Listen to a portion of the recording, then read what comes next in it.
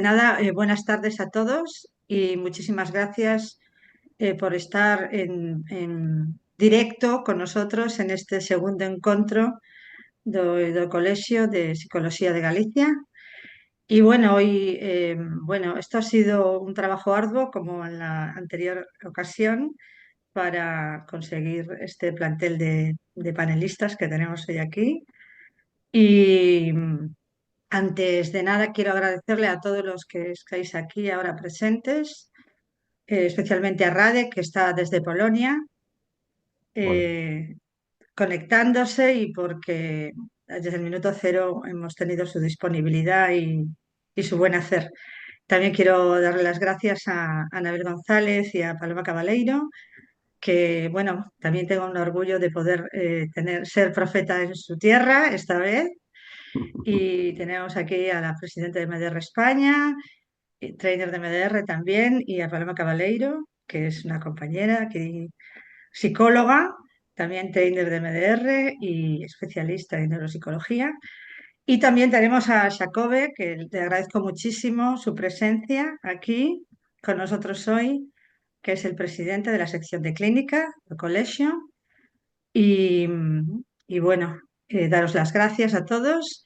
Y creo que tenemos ahora casi 2 horas para descubrir y aprender de estos tres grandes profesionales y sobre lo que nos interesa, sobre todo desde el grupo de trabajo de MDR y Trauma, que es, digamos, cuáles son las consecuencias que tiene para la salud mental el trauma psicológico, ¿no? Y aquí vamos a tener tres campos muy importantes.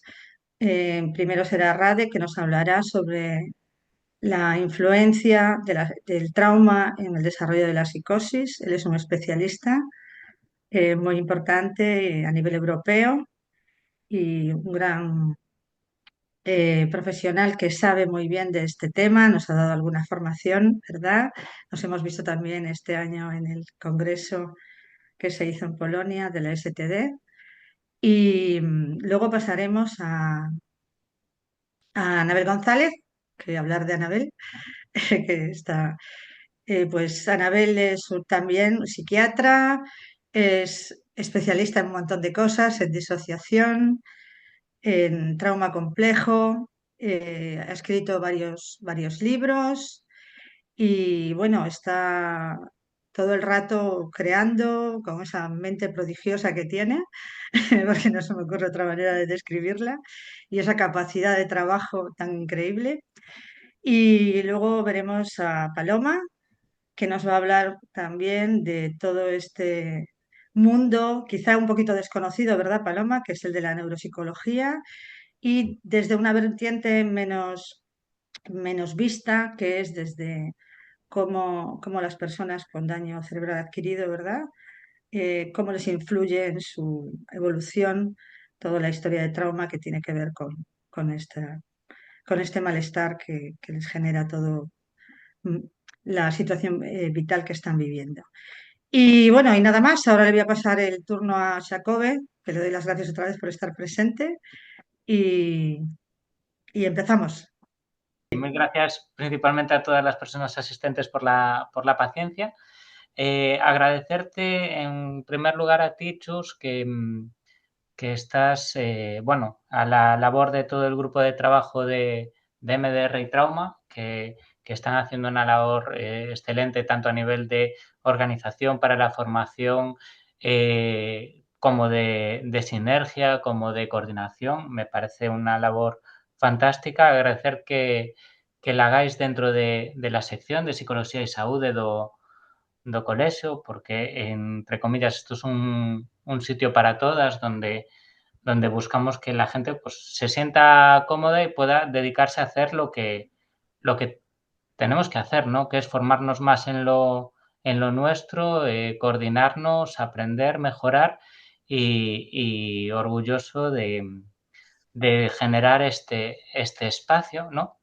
Y darte la enhorabuena, Chus, tanto por los ponentes del anterior encuentro, que no pude estar, como por los de este, que son ponentes de nivel y además yo cuando me presentasteis por primera vez este formato me Sí. quedé un poco descolocado, no acababa de entender y debo decir que me parece un formato que funciona tanto en el directo como en el diferido. Y entonces me parece que lo habéis tenido claro, habéis luchado por ello y el resultado es bueno.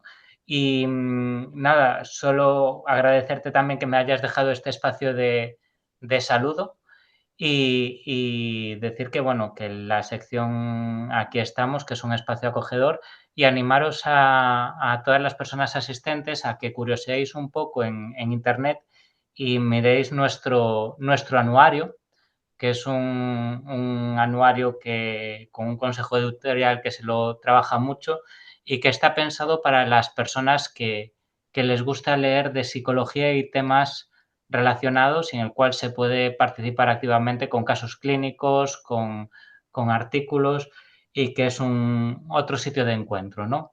Y entonces reitero mis agradecimientos a los ponentes, a las personas asistentes, a la organizadora de este encuentro y, y espero que lo disfrutemos.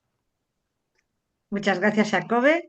Y bueno, para no liarnos más, pues nada, vamos a empezar con Radek, como os he dicho, que nos va a hablar sobre trauma y psicosis. Y bueno, Radek, antes de empezar, me gustaría hacerte tres pequeñas preguntas. Es unas preguntas que ya tenemos como un ritual, vamos a decir así. Entonces, me gustaría que presentases tu vídeo y quería preguntarte cuál crees que son los puntos más importantes del vídeo que vamos a ver. Entonces hacemos un spoiler de mi presentación. Un Vale, poquito solo, un poquito, venga. vale. Entonces, el contenido del spoiler es que sí, experiencias traumáticas tienen un impacto significativo en el desarrollo y curso de la psicosis, pero la relación entre trauma y psicosis es compleja y además bidireccional. Entonces, las personas con psicosis forman un grupo con mucha diversidad, muy heterogéneo. También lo importante es que la terapia centrada en el trauma ofrece una nueva perspectiva para reconceptualizar los síntomas de la psicosis y también desarrollar enfoques terapéuticos innovadores que se puede aplicar en salud mental, en enfermedad grave.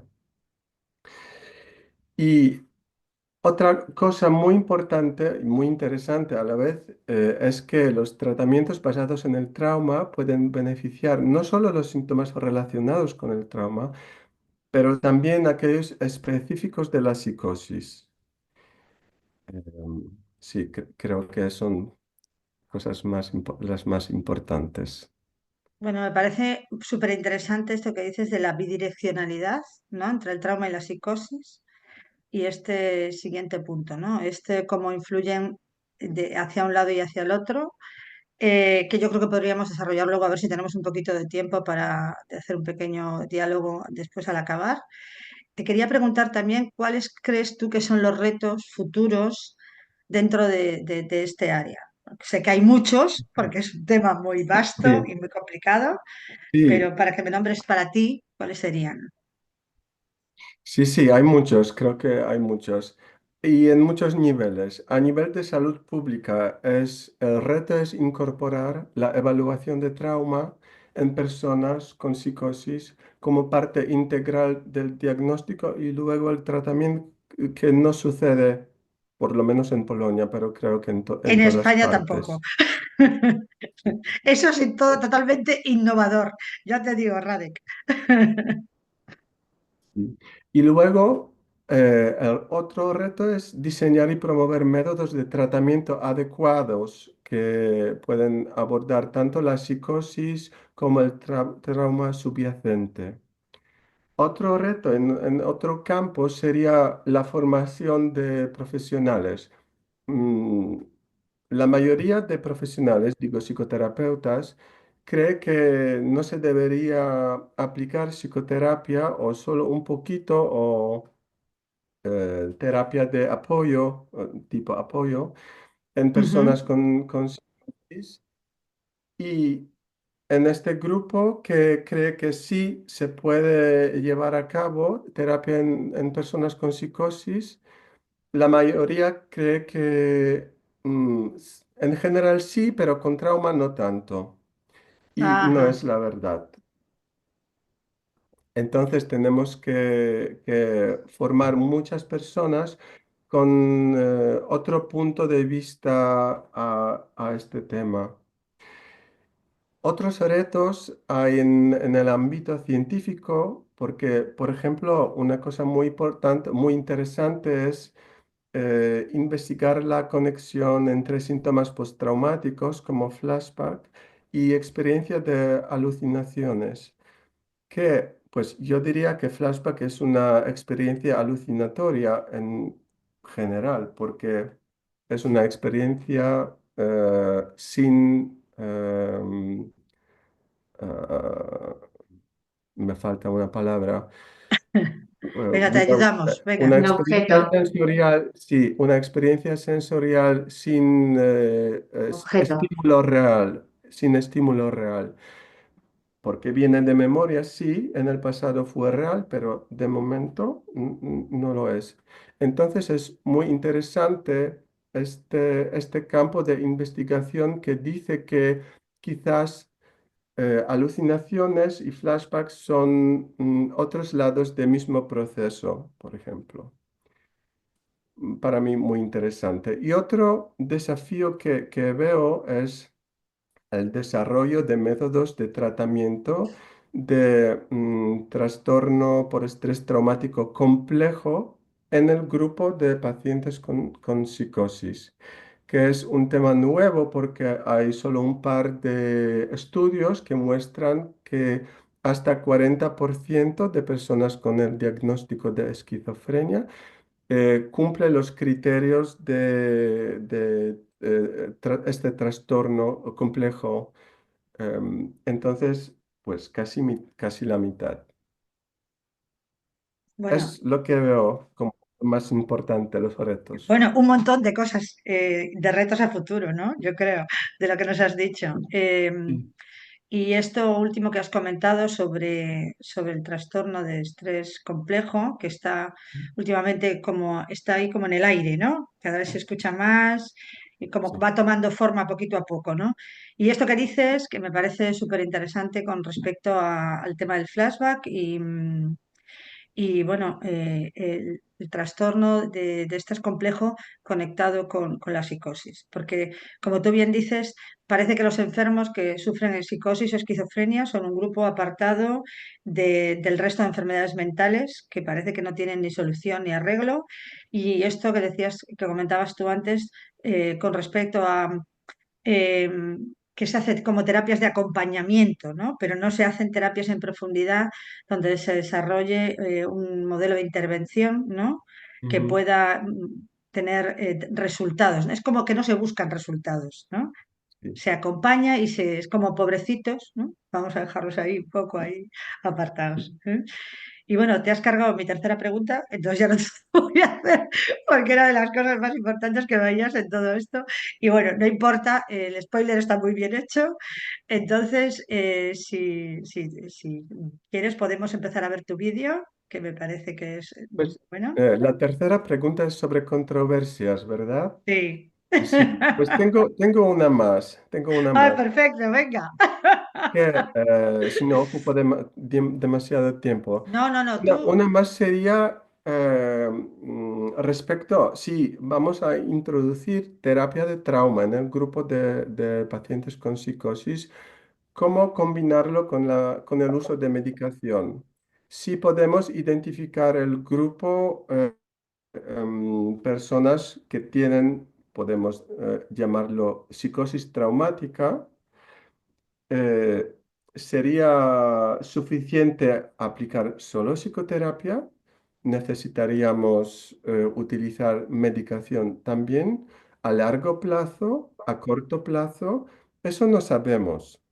Ujú.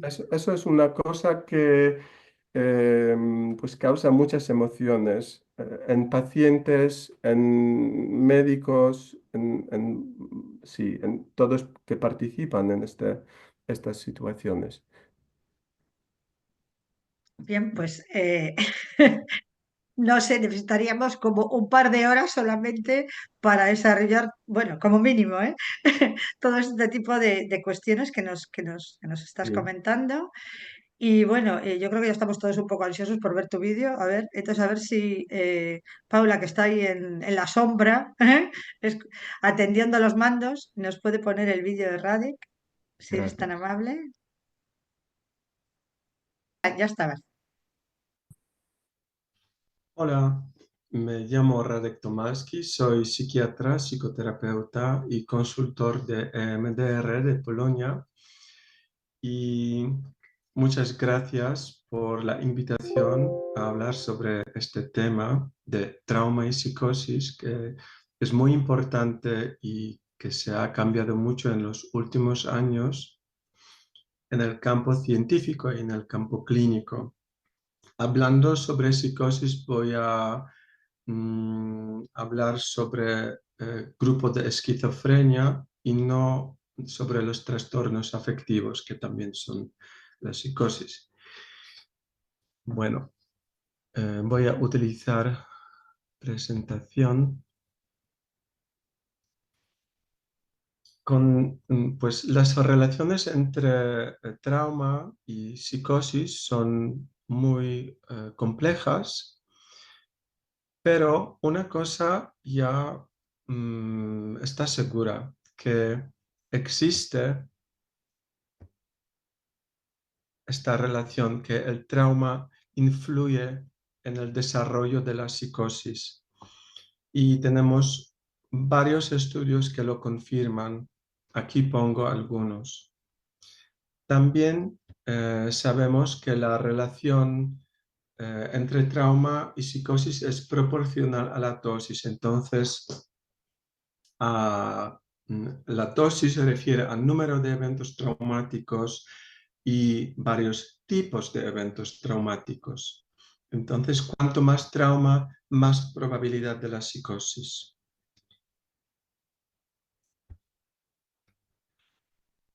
Sabemos también que el trauma afecta el cuadro clínico, el curso de la psicosis y los resultados del tratamiento. En personas con la exposición al trauma podemos encontrar más síntomas positivos, que es una cosa buena de alguna manera. Sabemos también que los eventos traumáticos que ocurren después del inicio de la psicosis se asocian con un mayor riesgo de recaída.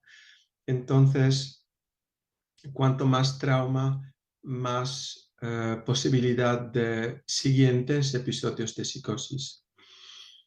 También sabemos que trauma infantil en personas con psicosis aumenta el riesgo de resistencia a los medicamentos y empeora la cooperación en el tratamiento. Es de alguna manera obvio porque trauma infantil ocurre en la relación con los cuidadores, entonces los cuidadores en el tratamiento como médicos y sistema en general no se puede confiar con estas experiencias en la historia. El problema es que las personas con psicosis son un grupo clínico con mucha diversidad.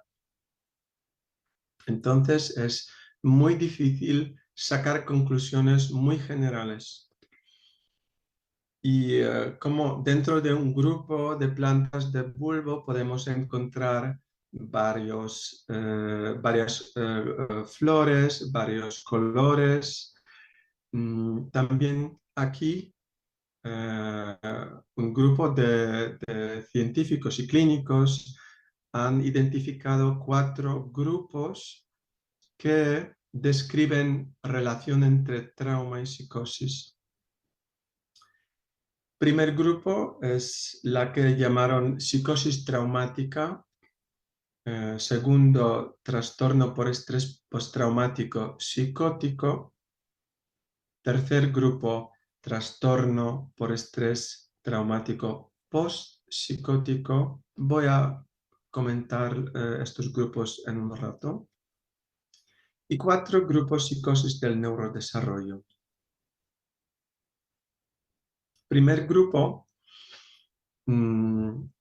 refiere a esta relación ya comentada entre trauma infantil y psicosis, cuando pensamos que trauma aumenta la vulnerabilidad a psicosis en la vida.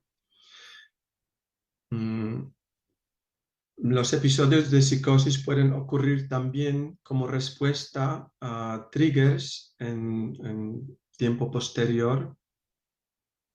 También podemos esperar más síntomas positivos en este grupo, pero aparte de síntomas psicóticos, también podemos encontrar todo esto que asociamos con trauma complejo, entonces fenómenos disociativos, depresión, ansiedad, culpa, problemas con vergüenza.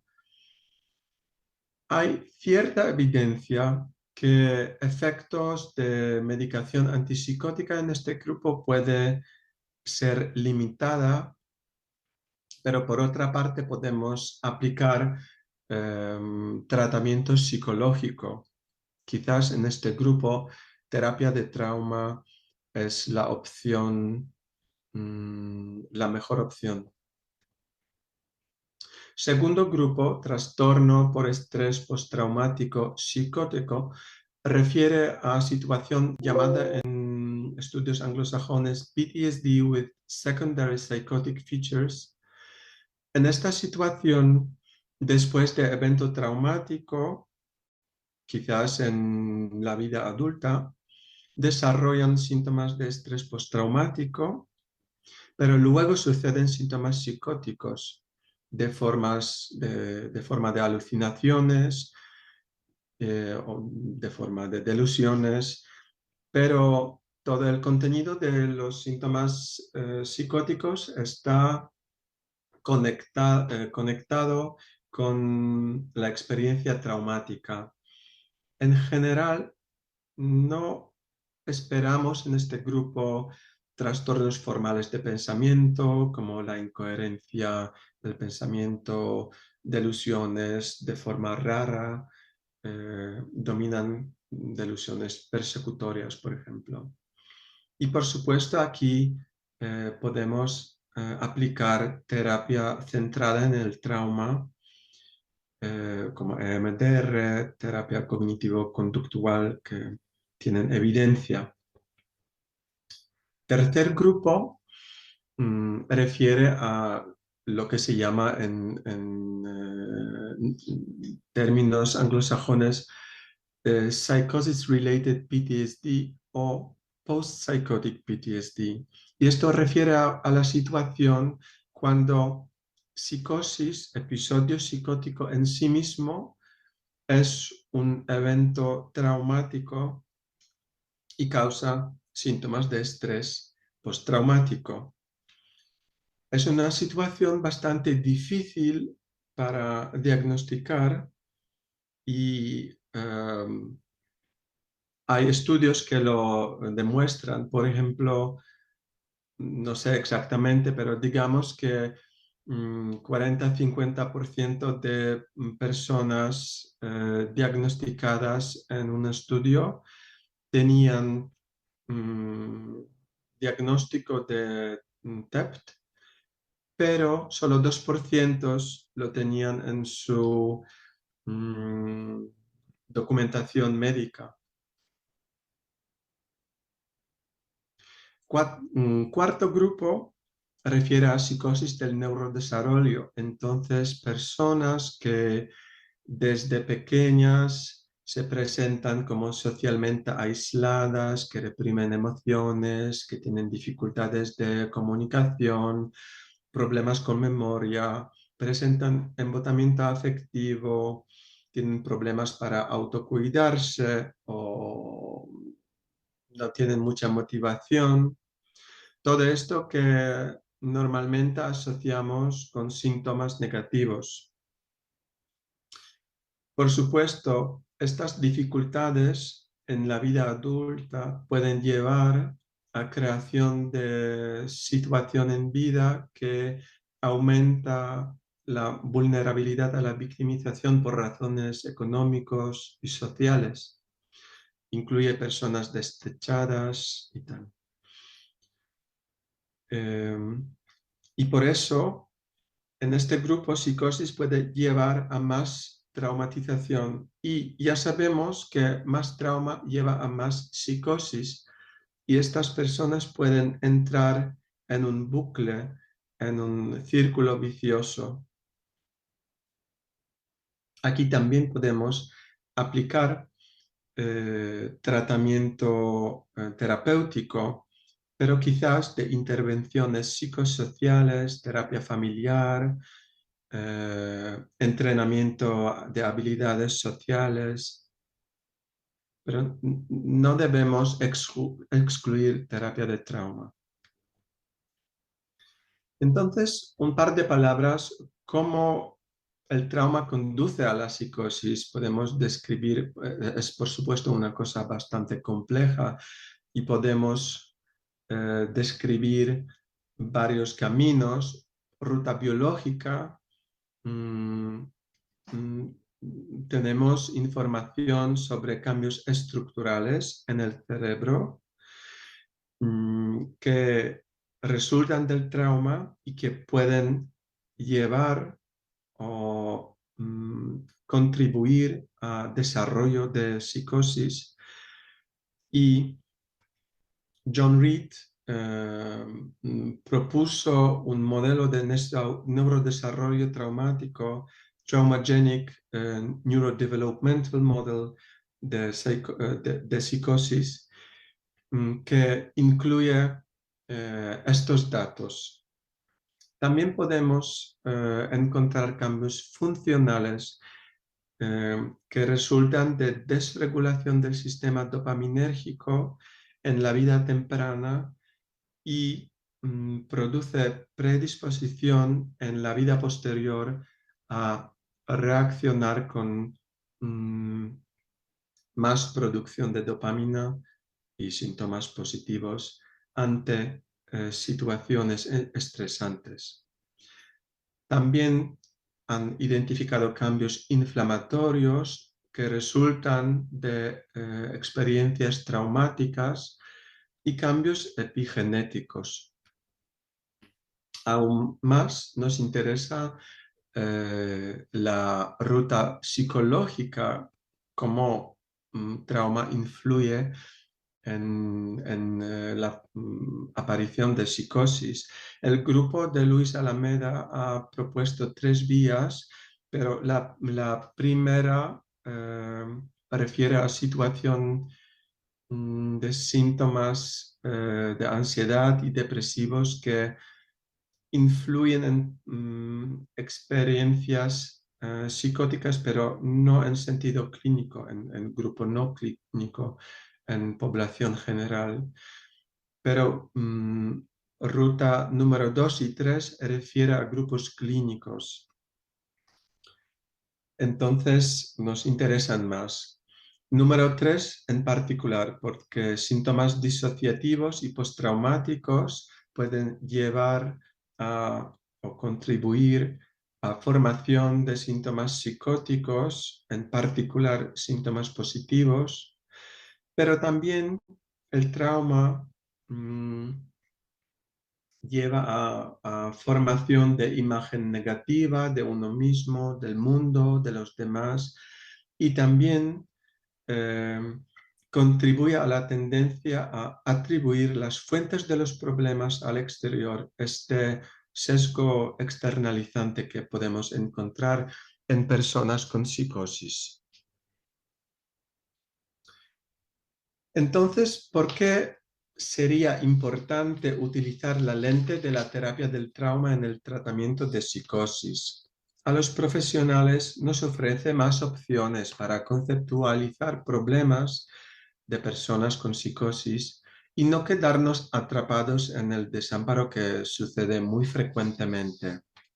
Y a los pacientes les ofrece más posibilidad de entender el impacto de eventos de su vida, entender que todo eso tiene sentido y orientarse hacia cambiar este impacto negativo, aumentando la propia y activa participación en el tratamiento, que puede llevar a resultados, buenos efectos del tratamiento. Entonces, ¿cómo podemos conceptualizar experiencias psicóticas desde perspectiva del trauma? Por ejemplo, recuerdos intrusivos del episodio psicótico, que puede ser en sí mismo traumático, pueden parecer como recaída de la psicosis y llevar a intentos de controlarlas con medicación solamente y no tratar como síntomas del estrés postraumático. Entonces, esta persona quedará sin tratamiento adecuado. De manera semejante, algunos síntomas de estrés postraumático, como sentirse distanciado de los familiares, de los amigos, falta de interés en las actividades, dificultad para sentir emociones positivas, pueden pasar como síntomas negativos de la psicosis. Y también, si no reconocemos esto como parte de estrés postraumático, esta persona queda sin tratamiento adecuado. Y por supuesto, podemos tener situación con las dos cosas, síntomas negativos primarios, pero también lo que parece síntoma negativo, pero en realidad es estrés postraumático. ¿Cómo podemos aplicar la lente de trauma y disociación en conceptualización terapéutica? En el trabajo terapéutico podemos ver las voces, por ejemplo, las voces como una manifestación de disociación estructural, en este sentido, compartimentalización, que resulta del trauma. Y de misma manera, los delirios, algunos clínicos proponen que los delirios podemos ver de misma manera como convicciones, partes de la mente contenidas en diferentes compartimentos de la mente que no se puede acceder y cambiar de forma directa. Por eso racionamiento no cambia las delusiones. Aquí el concepto es un poco similar a cómo entendemos síntomas de conversión. Entonces, pensemos si existe algún beneficio al incorporar la terapia centrada en el trauma al tratamiento de pacientes con psicosis. Parece que sí. En los últimos años tenemos varios estudios sobre el uso de terapia del trauma en el contexto de psicosis, pero principalmente aplicada a grupos de personas con psicosis que también tienen síntomas de estrés postraumático, para determinar la eficacia y la seguridad de ese tipo de tratamiento. Resulta que los efectos de este tratamiento son muy buenos. Aquí aplicaron terapia de exposición y EMDR en personas con psicosis. Casi 60% de personas perdieron el diagnóstico de trastorno por estrés postraumático, en comparación con 27% de las personas sin tratamiento de trauma que perdieron su diagnóstico de TEP dentro de los 6 meses. Y estos cambios en observación más larga de 12 meses no se han cambiado, se mantienen. Una cosa aún más interesante es si la mejora del TEP se traduce en una mejora de los síntomas de la psicosis. Y parece que sí, que tanto la exposición prolongada como el MDR se han asociado con menor gravedad de los pensamientos persecutorios, mayor tasa de remisión, que es muy importante, de remisión de psicosis, entonces pérdida del diagnóstico de esquizofrenia, una mayor disminución de la gravedad de los síntomas de depresión, pero no han observado cambios en la intensidad de las voces o cambios en funcionamiento social. Entonces, no todos tipos de síntomas de psicosis se cambian gracias a terapia de trauma. Lo importante es también que no hubo exacerbaciones de psicosis ni aumento de alucinaciones, paranoia, disociación como resultado de este tratamiento centrado en el trauma. Es importante porque mucha gente tiene miedo que eso puede suceder y no hay razón para tener miedo de esto. Al contrario, en el grupo de control han observado, entonces el grupo sin tratamiento de trauma, han observado mayor incidencia de exacerbaciones y también más revictimización que puede llevar a más episodios de psicosis. Un estudio muy interesante sobre prevención de la psicosis. Si sabemos que trauma puede llevar a psicosis, podemos prevenir esto si aplicamos terapia de trauma en personas que todavía no tienen psicosis, pero están en el grupo con alto riesgo clínico de psicosis, clinical high risk. Entonces,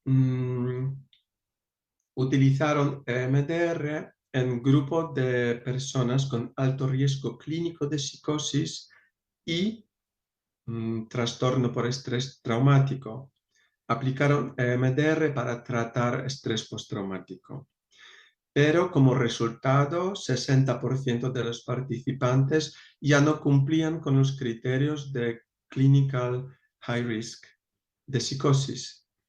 Entonces, quizás podemos pensar que entonces tendrían menos riesgo de pasar a psicosis aguda, a trastorno psicótico.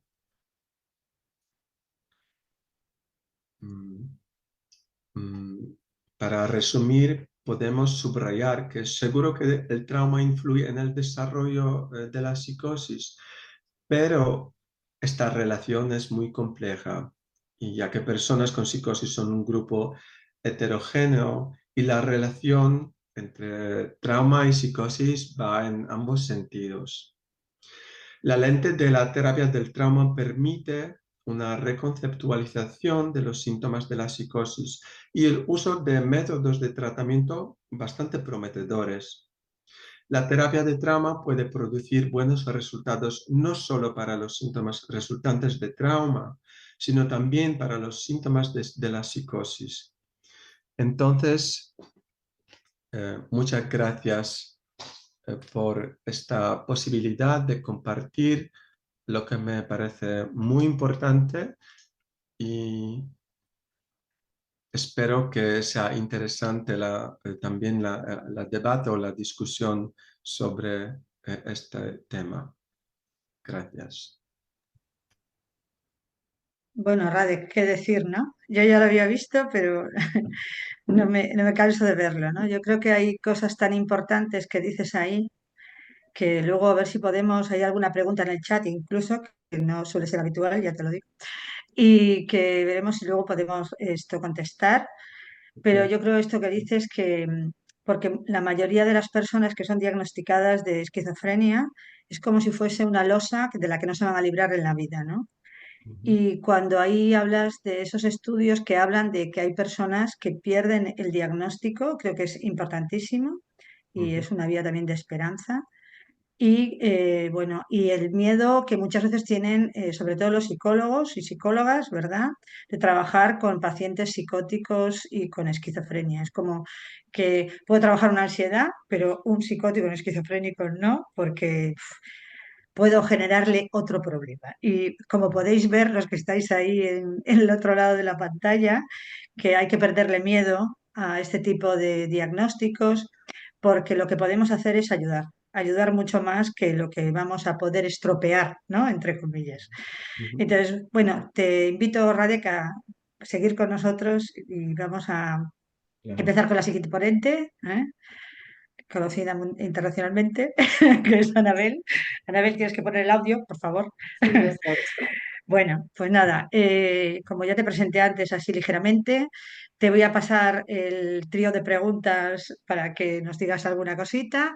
Anabel nos va a hablar sobre el trauma y apego, que nos gusta meter siempre un poquito en el grupo con respecto al apego, porque aunque está muy de moda en los últimos años, pues se habla mucho de apego, pero se habla mal y sin mucho conocimiento en muchas ocasiones.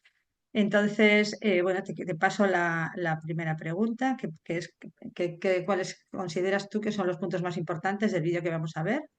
O si quieres comentar alguna cosa Tengo el especial. problema de que no me acuerdo Lo sé, lo sé. Por eso te del digo, si contenido quieres del vídeo que comentar vamos a alguna ver cosa en especial. y creo que lo he hecho peor que Radek porque es como un micro resumencillo, entonces me puedo extender después si hace falta en alguno de los puntos. Yo creo que uno de los temas es esto que tú dices de qué hablamos cuando hablamos de apego. Yo creo que es uno de los problemas fundamentales, ¿no?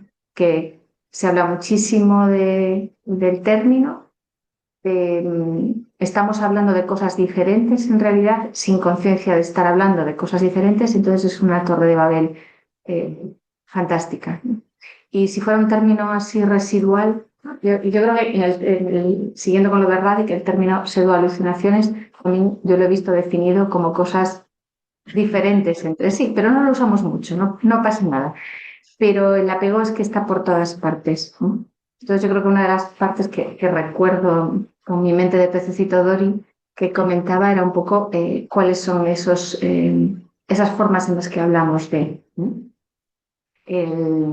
Nuestro colega Alessandro Talia, ¿no?, explicaba muy bien que había como dos grandes ramas en el tema del apego, que creo que lo he comentado pues también en el vídeo.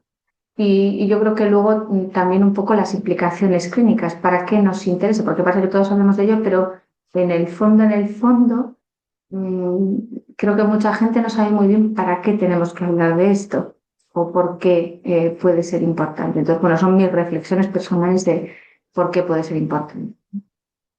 Pues yo estoy de acuerdo contigo con esto de que todo el mundo habla ahí, vamos a hablar de apego, hay que colocar, hay que saber el tipo de apego, no del paciente, y luego tienes el Sí. dato y dices tú, bueno, ahora lo voy a meter en la nevera, pues luego no sé qué hacer con él, malo será que durante los años de tratamiento en algún momento se me ocurra que hacer algo con esto, ¿no? Pues yo creo que pasa un poco esto. Bien, y con respecto a los retos a futuro, aunque yo sé que es muy amplio porque, bueno, hemos traído aquí como tres temas, como tres temazos, como muy grandes, ¿no? Pero bueno, para ti, ¿cuáles serían los retos a futuros con respecto a este área del conocimiento, vamos a decir, de la mente?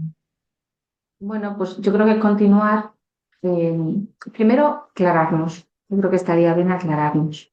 Yo también lo creo. Y cuando hayamos aclarado qué concepto vamos a manejar, no sé si ocurrirá nunca, probablemente no, vamos a ver en qué puede guiar el proceso terapéutico. Porque si no nos interesa para una cuestión práctica de cómo trabajar con los pacientes, pues realmente pues es una disquisición teórica sin más, ¿no? Entonces nos tiene que servir para algo. Y la definición de en qué nos puede llevar a articular el proceso desde distintas orientaciones, porque yo creo que esto es general, no es específico de orientaciones de trauma. Hay Ujú. otros modelos que también incorporan el concepto de apego. Bueno, pues vamos a ver, ¿no? Podría ser como una línea transversal de trabajo que nos ayudase a planificar los casos. Bien, y con respecto a las controversias, que yo creo que también lo hiciste como radio, que también hice un poco de spoiler con esta tercera, serían un poco estas dos cosas que nos estás comentando, ¿no? Saber Bueno, para qué. yo creo que una sería la controversia de que le llamamos esta sí, Otra que yo escucho muchas veces es si tenemos apegos distintos con cada persona con la que nos relacionamos. Y otra si el apego es una cosa que tenemos que curar. Si es una patología, no lo es. Podría ser esto. Bueno, me parecen muy interesantes tus controversias, ¿eh? Creo que tienen mucho jugo ahí. Así como que tenemos aquí para exprimir limones y naranjas, ¿eh? Durante no 2 horas, sino durante bastante más tiempo.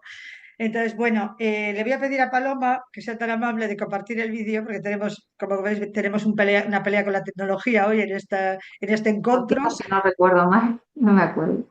Muy bien. Vamos a ver. Sobreutilizado muchísimo Ahora, y que ha llegado un momento que no sabemos muy bien lo que significa.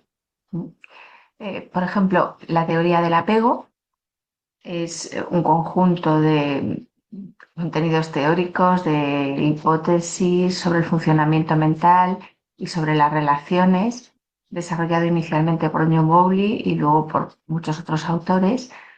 Y dentro de todo lo que se podrían definir como teorías del apego se han ido incluyendo tantas cosas, no todas ellas realmente compatibles, tienen algo que ver, pero no demasiado, que han llevado a un nivel de confusión importante en el campo en estos momentos. A veces se confunde hablar de apego con las relaciones de apego, es decir, hay unas figuras, sobre todo en el desarrollo infantil, que se pueden entender como figuras de apego primarias y son aquellas con las que el niño va a establecer un vínculo privilegiado porque son las que le tienen que aportar a la cría de humano todas aquellas cosas que los seres humanos no nacemos con esa capacidad para ser autónomos, para cuidarnos, para protegernos. Es como si nuestro cordón umbilical virtual se mantuviese a lo largo de muchísimos años hasta que nos hacemos más independientes a nivel de regulación emocional y a nivel relacional. Bueno, unos más dependientes y otros más independientes. Ahí en ese juego entre la dependencia y la independencia también están uno de los elementos cruciales.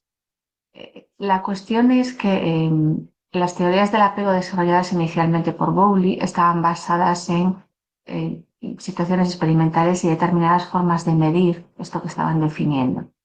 Y una de ellas, como conocéis, es la situación extraña en la que se deja al bebé con el cuidador principal, está una persona extraña, después el cuidador principal sale, después sale la persona y se queda el niño solo, vuelve el cuidador principal y se va a ver cómo el niño reacciona en todas estas situaciones. Y se va a medir a nivel conductual si se aproxima, si no se aproxima, si echa las manitos, si se aparta, todo este tipo de factores, a partir de los cuales se definen unos patrones. El patrón ambivalente, resistente, el patrón evitativo, el patrón seguro autónomo y más adelante lo que sería el no patrón, ¿no? De la desorganización en el apego.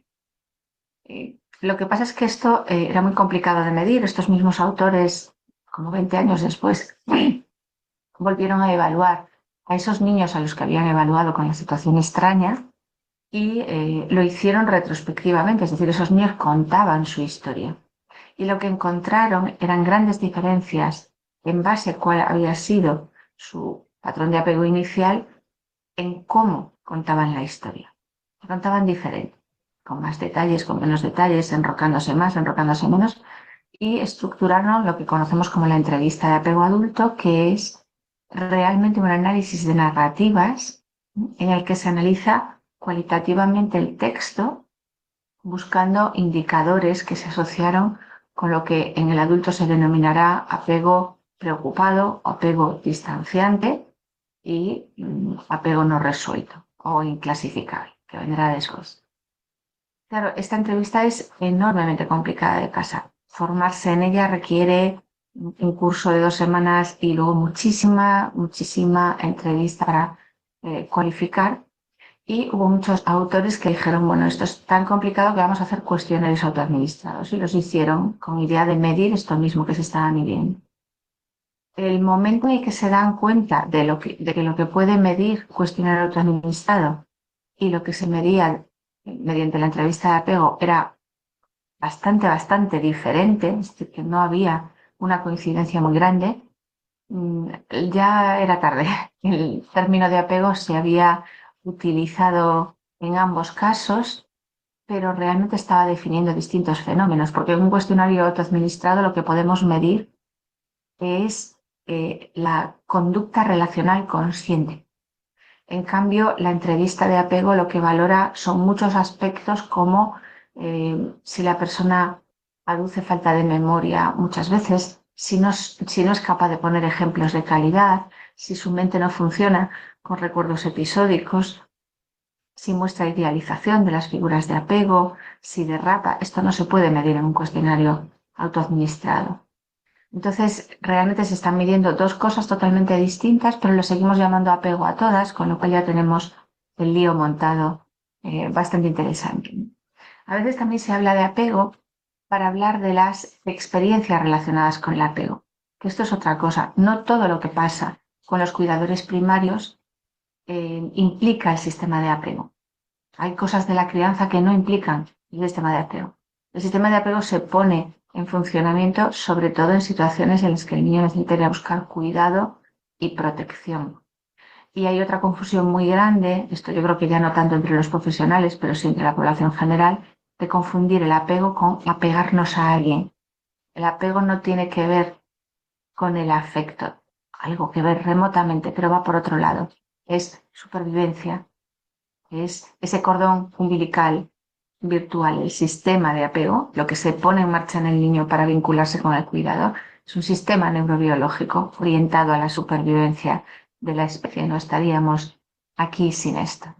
Entonces, cuando hablamos de experiencias con las personas que fueron nuestras figuras de apego primarias, esto no lo podemos definir como apego. Sería mejor utilizar esta frase. Experiencias relacionadas con el apego, con las figuras de apego primarias. Como decía, el sistema de apego es un sistema neurobiológico orientado a la supervivencia que se activa en el niño, no en los cuidadores. En los cuidadores se tendría que activar el sistema de cuidado. Si el cuidador activa su sistema de apego hacia el niño y busca en el niño cuidado, esto se llama inversión de roles y es otra historia. Las conductas de apego serían otro término a tener en cuenta, que son lo que se va a evaluar en la persona, principalmente se veía en la situación extraña en el niño, porque en los adultos lo podemos evaluar por el discurso, pero en los niños lo tenemos que evaluar por la conducta. Y dependiendo de qué tipo de conductas despliegue el niño, cuándo está con el cuidador, cuándo se aleja, cuándo explora, ahí podríamos definir patrones. En los artículos o publicaciones sobre el apego basado en cuestionarios, se habla muchas veces más de estilos de apego. Y como digo, estamos hablando más de estilos de funcionamiento observable y consciente. Los patrones o estrategias de apego, debemos utilizar más estos términos para hablar de estos patrones de funcionamiento mental. Algo que se define también dentro de las teorías del apego son los modelos operativos internos, es decir, cómo nos funciona la cabeza, cómo se han establecido los patrones centrales de funcionamiento mental. Tiene que ver muchas veces con estilos de procesamiento. Y para mí este modo de definir el apego, el primero, el que definió Bowlby y todos los que trabajaron en esta misma línea, es el más interesante en la psicoterapia. El otro nos puede servir un poco, sobre todo para las relaciones de pareja, que es en lo que más se ha centrado. Pero las estrategias centrales de apego de la persona y el cómo funcionan las relaciones de pareja tampoco tiene una correlación directa, porque en las relaciones de pareja no va a influir solo cuál es tu estrategia de apego predominante, sino también cuál es toda tu historia de relaciones de pareja anteriores. Otra de los términos que se va a utilizar es el de trastornos del apego, y esto se refiere a patologías graves en las cuales el sistema de apego no ha podido funcionar. Niños que han crecido en situaciones de deprivación extrema, en situaciones pues altamente traumáticas y negligentes, y entonces el sistema de apego no tuvo oportunidad de entrar en funcionamiento. Ellos tienen que funcionar en base a otros sistemas y esto genera una desorganización conductual muy grande. Y hay varios tipos de trastornos de apego que son los que están definidos en la DSM. Pero estos serían, por decirlo así, casos muy limitados. Solamente algunas situaciones particularmente graves. Y otro concepto que se utiliza bastante es el de trauma de apego. Y aquí mi sugerencia es directamente eliminarlo. El trauma es una cosa, también nos podría llevar mucho tiempo definir qué es un trauma. Creo que también es un término que está sobreutilizando demasiado, que tendríamos que acotarlo, pero bueno, no viene al caso ahora. Pero el apego es algo diferente. El apego, tal como os estoy proponiendo utilizarlo, es una forma de funcionamiento mental. Tiene que ver con cómo nuestra mente procesa el mundo, tanto interno como externo. Y va a tener mucho que ver con cómo el paciente se sitúa en el proceso psicoterapéutico y por ello creo que es de particular importancia para los que trabajamos en terapia. Así que, bueno, estos son un poco, yo creo que los conceptos que dan lugar a confusión. Bueno, también tenemos estas locuras como decir lo de la crianza con apego, ¿verdad? Esto es absurdo, no existe crianza sin apego. El apego está implicado, aunque la crianza y el apego sean temas diferentes. Bien, hablaremos un poquito del apego, yo le llamo tipo A, ¿no? El primero que se definió por Bowlby, diferenciándolo un poquito del segundo tipo y veremos las implicaciones clínicas que esto tiene, cómo podemos, en primer lugar, discriminar grandes rasgos. Yo creo que tampoco nos interesa hacerlo con una absoluta precisión, pero esta persona tiene un patrón sobre todo distanciante, esta persona tiene un patrón sobre todo preocupado, vemos aquí muchos indicadores de desorganización o vemos un apego seguro autónomo. Yo creo que el ubicar al paciente, que tampoco son compartimentos estancos, en estas categorías nos puede permitir programar de una forma más personalizada cómo establecer la relación con ese paciente, cómo establecer el proceso psicoterapéutico y cómo entender los cambios que se pueden ir produciendo ahí.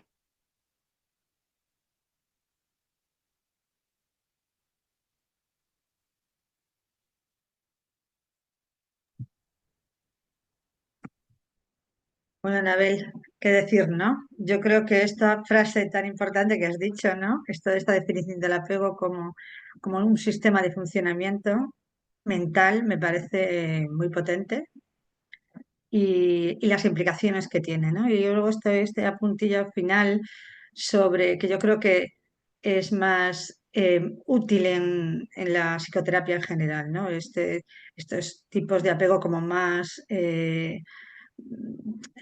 que nacen de la situación extraña y como decías tú, del apego tipo A. No, y poder enmarcar al paciente en ese trío, vamos a decir así, más básico, creo que igual tiene más sentido. Pero bueno, a mí yo me quedaría con esta frase del apego como un sistema de funcionamiento mental. No sé qué opina el resto de los ponentes. Una cosa que no comentaba ahí es que en realidad hay muchos abordajes modernos, bueno, relativamente modernos, que son los que más tienen relación con el apego, aunque luego hay muchos que utilizan mucho el término, otros que no lo utilizan tanto, y yo creo que son básicamente la terapia basada en mentalización y todos los abordajes metacognitivos. Ujú. O sea, el trabajo que tiene que ver con los patrones de apego va por ahí. Porque si hablamos de funcionamiento mental, hablemos de funcionamiento mental de capacidad reflexiva, de capacidades metacognitivas, bueno, pues son líneas de trabajo bastante recientes, pero que enlazan de forma directa con las teorías clásicas del apego, con este apego tipo A. Bueno, tendremos aquí para otro capítulo, como digo yo, ¿no? No sé si para irnos por separado, en otra, y luego vamos a ir haciendo la segunda parte del segundo encuentro, ¿no? Por decirlo así. Bien. Bueno, a ver si nos da tiempo luego a hacer un poquito de debate, vamos, o de coloquio, y vamos con Paloma. Muchas gracias, Anabel. Paloma, bueno, que la tenemos aquí, que es genial que la tenemos ahora en el grupo de trabajo, con lo cual estamos encantadas. Recién Y aterrizada. Sí, y entonces hoy hace doblete, Paloma, Mm. y yo haciendo directo. Entonces nos va a presentar, yo creo que algo que no se suele hablar, porque la neuropsicología, ¿no? Paloma Mm. nos coloca, parece como el caso de Radek, ¿no? Hay como ese bloque donde este es un tema que no hay nada que hacer. Pues yo creo que el concepto de la neuropsicología se ha quedado para muchos en el tema en la evaluación, ¿verdad? Ujú. Y Sí. una vez que evaluamos, pues ya, como dice el otro, ¿qué le vamos a hacer? Porque sería como muy gallego, ¿no? Sí, sí, Después, ¿qué le vamos a hacer, no?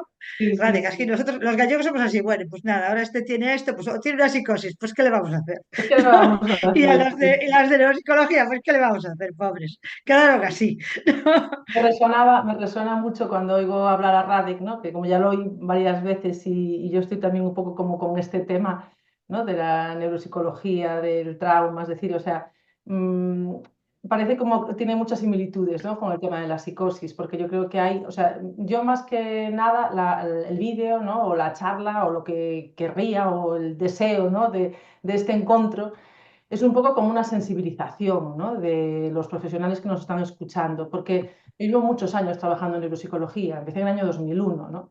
Y la neuropsicología, por suerte, ha avanzado, pero yo no sé si ha avanzado tanto como yo creo que debería de avanzar, ¿no? Primero porque a veces se ve o se veía como un poco como un compartimento estanco, ¿no? La neuropsicología, como tú dices, Chus, es lesión, es evaluación, dónde está el déficit, ¿no? Y por suerte hoy avanzamos hacia cuáles son los puntos fuertes, cuáles son los recursos del paciente, qué es lo que tiene, ¿no? Qué está preservado también, ¿no? No solamente el déficit, sino lo que está preservado, que yo creo que también es una parte muy importante, que también se une mucho también con el tema traumático, ¿no? Porque el trauma, efectivamente en el trabajo de trauma trabajamos trauma y no cabe duda que trabajamos en terapia focalizada en el trauma, ¿no? En MDR y bueno, y trabajamos con trauma. Pero yo siempre que hablo de MDR también y de trauma, me gusta decir que nosotros, o sea, el psicoterapeuta, el terapeuta centrado en trauma, también trabaja más que el trauma, porque trabajamos los recursos del paciente, ¿no? También trabajamos esa parte positiva o esos recursos, eso que tiene el paciente innato para poder salir hacia adelante, ¿no? ¿Qué ocurre? Que aquí confluyen, la neuropsicología confluye el déficit, confluye el daño cerebral, ¿no? Y confluye el trauma. Es decir, yo creo que es como o sea, es un campo grandísimo donde al principio, como comentaba, ¿no? Decíamos que hablábamos de neuropsicología en evaluación y en función. Pero ¿dónde está la parte de la clínica? Es decir, ¿no? Es decir, porque necesitamos ser clínicos o sanitarios, me da igual, necesitamos ver también el componente emocional de ese paciente, ¿no? Y yo creo que a veces aquí, hablando con compañeros, también con neuropsicólogos, digo, joder, a veces nos quedamos mucho en la evaluación. ¿M? Y tampoco quiero hacer spoiler mucho de lo que voy a hablar, pero bueno, a veces Bueno, hablas de... ya nos has dicho los puntos, porque ya me has contestado la primera pregunta, ¿eh? Que son los puntos principales de tu vídeo. Entonces, si quieres, ahora como ya estabas casi en los retos de futuro, pues Ya ya voy me ahí, ¿no? contestas a la segunda y vamos avanzando. Ya Venga, voy a todo, ya voy a unir a todo, venga, controversia. venga, los retos a futuro, te pongo ahí ya. Claro, los retos a futuro, pues yo creo que fundamentalmente sensibilizar, darnos cuenta de que es un paciente que necesita trabajo, necesita ser visto, ¿eh? Y necesita ser visto más allá de sus déficits. Bastante es lo que le pasa, bastante es lo que tiene, ¿no? Algo que es muy interesante y se habla cada vez más, yo creo que es un campo de investigación súper interesante, es decir, yo creo que nos faltan, mm, no sé, yo creo que nos faltan horas para investigar, para estudiar, ¿no? Pero es todo el tema de la nosognosia, ¿no? Algo de lo que no hablo, pero todo el tema de la nosognosia. Es decir, esto es un escollo también con el que nos encontramos, tan real como que si no hay conciencia de déficit, ¿cómo lo trabajamos, ¿no? Pero Claro. yo creo que, claro, es decir, o sea, ¿cómo lo hacemos, ¿no? ¿Cómo hablamos cómo hacemos esta reevaluación, ¿no? De alguna manera. Es decir, si tenemos un paciente con una amnesia anterógrada, es decir, que le cuesta, ¿no? Que tiene dificultad para almacenar o para la nueva información, ¿cómo hacemos esto? Es decir, ¿cómo le decimos, oye, mira, es que esto, te está pasando esto, ya, pero es que yo no me acuerdo de lo anterior, ¿no? Es decir, yo creo que hay ahí como muchos retos y yo, por ejemplo, con MDR, es decir, que parece como que también hizo un clic, ¿no? O sea, trabajaba muchos años con neuropsicología, trabajo muchos años con MDR, ¿no? Y también es cierto que hace años digo yo, uy, pero es que esto tiene, entonces es como, ¿no? Y dices tú, Que se puede mezclar, claro, vamos.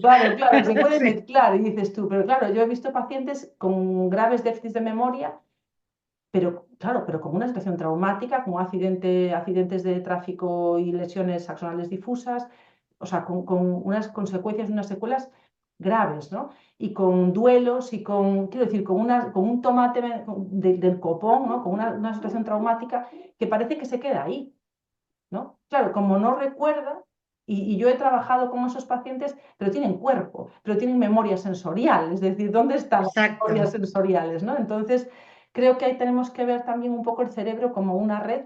Es cierto que yo también con esta visión ¿no? En la neuropsicología, en el trabajo psicoterapéutico, a veces también tenemos que ver hasta dónde vamos a llegar. Es decir, yo creo que el cerebro tampoco lo puede todo. Es decir, o sea, a veces cuando hay una lesión, hay una lesión. Tenemos que ver de qué otra manera, tenemos que ver si podemos puentear, tenemos que ver si podemos hacer un bypass, ¿no? Pero a veces hay unos déficits y tenemos que convivir con ellos. Y eso es un duelo. Y tú sabes mucho de duelos, Evidentemente. ¿no? Y claro, ¿cómo hacemos eso? Es decir, no hay una reconstrucción de la identidad del paciente. Bueno, yo creo que hay muchos frentes y mi intención única y exclusivamente es sensibilizar un poco, ¿no? Sensibilizar a tener una mirada diferente también a este tipo de pacientes, ¿no? Sabemos que se ha trabajado mucho hay muchos estudios sobre neuropsicología y estrés postraumático, ¿no? Pero después neuropsicología y sabemos que el impacto, es decir, el impacto del trauma, cómo afecta a nivel del cerebro, es decir, ya lo vemos, y la ponencia de Radek o Anabel, ¿no? Eso lo sabemos, pero después, ¿qué pasa también en un cerebro que está dañado?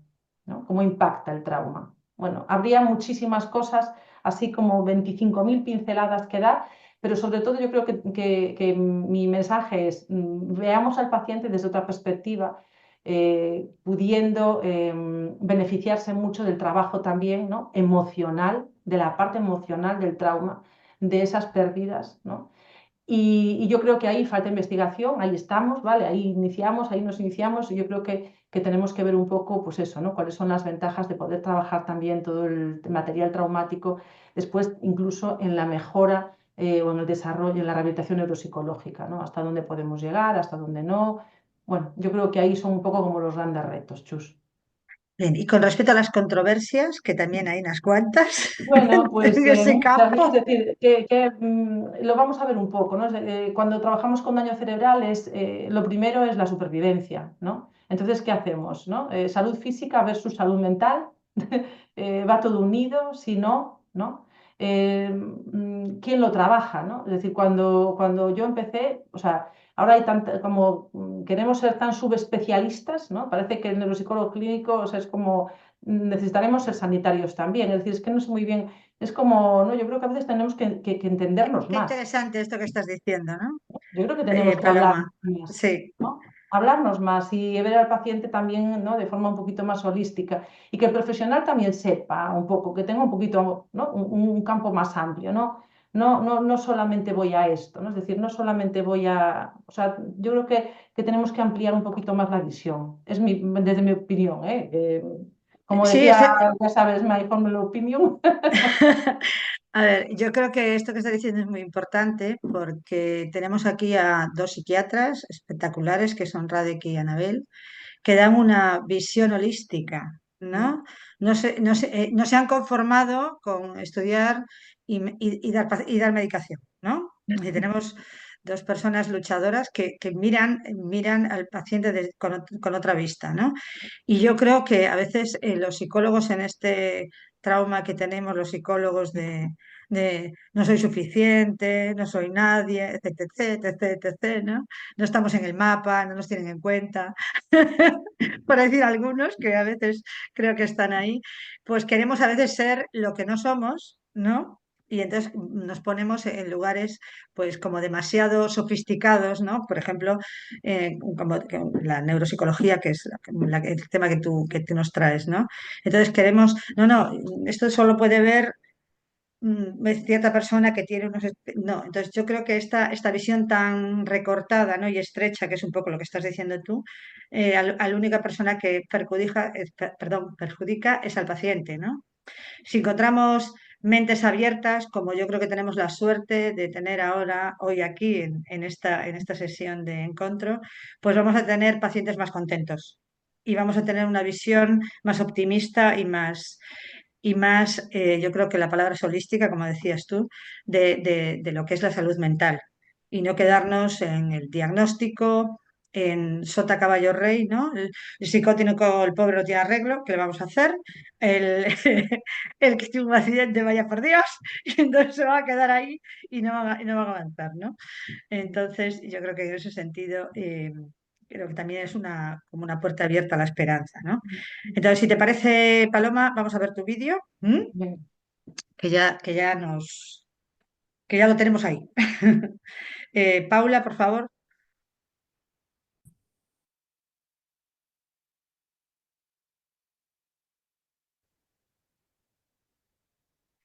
Hola, buenas tardes. Soy Paloma Cabaleiro y estoy encantada de estar en este segundo encuentro que organiza el grupo de Trauma y MDR del Colegio Oficial de Psicología de Galicia.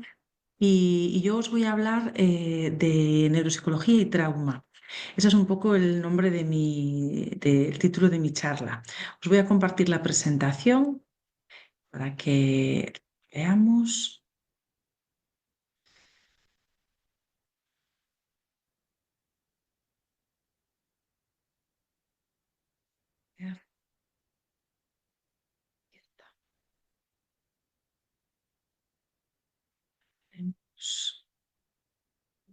Eso es. Bien. Bien, os voy a hablar durante 15-20 minutitos, que es un poco el tiempo que tengo, sobre neuropsicología y trauma. Esta charla, más que un momento de formativo, quiero que sea un momento reflexivo. En el anterior encuentro contamos con la presencia de nuestra queridísima compañera Ania, que brillantemente nos habló sobre la neurofisiología del trauma. Por lo tanto, yo me voy a centrar más allá de más que neurobiología, ¿no? Me voy a centrar un poquito más sobre lo que es la neuropsicología. Y sobre todo, como os digo, me apetece más que sea algo reflexivo, que podamos pensar juntos, bueno, así como, ¿no? Como un poco como también lo he ido haciendo yo y es un poco como que quiero pensar en alto y pensarlo también con vosotros. Así que, bueno, cuando hablamos de neuropsicología, cuando hablemos de neuropsicología y trauma, creo que es interesante poder hablar de que, ¿no? Dentro de la psicología siempre tenemos una muestra muy pequeña que es n = 1. Por lo tanto, vamos a tener siempre a un sujeto, vamos a tener a un paciente que va a tener sus vivencias previas y esto siempre va a ser el punto de partida para cualquier aspecto, tanto para la neuropsicología como para el trauma, ¿no? Es decir, para el trauma siempre nos ha interesado y creo que es importante saber de dónde procede esta persona, cuáles son sus experiencias previas, también sus acontecimientos o si ha vivido o experienciado algún acontecimiento traumático. Y a nivel de neuropsicología, pues también, ¿no? Es decir, o sea, sabemos cómo los conocimientos previos, la reserva cognitiva, cómo es ¿no? A nivel de funciones cognitivas, atención, memoria, capacidad, ¿no? Cómo está este sujeto. El tema es que muchas veces dentro de la neuropsicología, cuando algo nos ocurre, cuando hay un impacto, cuando hay una lesión, sí que es cierto que nos falta, ¿no? Como ese nivel premórbido, es decir, de dónde partíamos, ¿no? Previamente. Lo que pasa que, bueno, dentro de la neuropsicología también tenemos nuestras herramientas, nuestros instrumentos y también un poco como nuestros truquillos para poder saber a veces, después de una lesión, bueno, cómo podemos estimar un poquito ese nivel premórbido. Pero, ¿qué estudia la neuropsicología? Es un poco lo que yo os voy a hablar, ¿no? Pues la neuropsicología, fundamentalmente, lo que estudia es la repercusión, ¿no? De una lesión que puede ser bien externa por un traumatismo o bien por una enfermedad interna, que puede ser un ACV o o un tumor, por ejemplo, ¿no? Pues cómo afecta esto, esta lesión, cómo afecta en el cerebro y, de alguna manera, al afectar al cerebro, cómo afecta esto, cómo repercute en nuestras funciones cognitivas, ¿no? En la atención, en la memoria, en las funciones ejecutivas. También en neuropsicología además de interesarnos lo que es función cognitiva, también nos interesa también todo el tema funcional, ¿no? Es decir, o sea, también hacemos rehabilitación funcional. ¿Esto qué quiere decir? Que vamos a ver también el impacto de esa lesión en la vida diaria del sujeto, ¿no? Es decir, es una persona que tras esa lesión es una persona que puede desarrollar bien sus actividades básicas de la vida diaria, comer, asearse, o cómo están las actividades instrumentales de la vida diaria, si puede ir al banco o si puede hacer alguna gestión como usar, por ejemplo, el transporte público, ¿no? Entonces, creo que la neuropsicología en un primer momento, y yo creo que eso es algo que tiene que ir cambiando, nos hemos focalizado mucho en eso, ¿no? Es decir, sí que es cierto que hemos salido del localizacionismo, porque sabemos que el cerebro hoy es una red, entonces hemos salido de a esta estructura o a esta parte del cerebro le corresponde esta función, porque sabemos que funcionamos en red. Entonces, aunque podemos hablar de estructuras, ¿no?, que son como más responsables de una función determinada, no podemos hablar de ese localizacionismo, ¿no? Entonces, dentro de la neuropsicología yo creo que nos hemos focalizado bastante bueno, en que la persona, o hemos priorizado, lógicamente, la supervivencia de la persona y la recuperación de la autonomía de la persona, pero creo que no, y como neuropsicóloga, pues hago mi acto de contrición o de mea culpa de que quizá nos hemos olvidado de esa parte, ¿no?, que es el trauma, de también de cómo ese trauma que esta persona ha sufrido en forma de enfermedad, en forma de, ¿no?, de traumatismo, de accidente, cómo eso ha podido afectar también al cerebro, ¿no?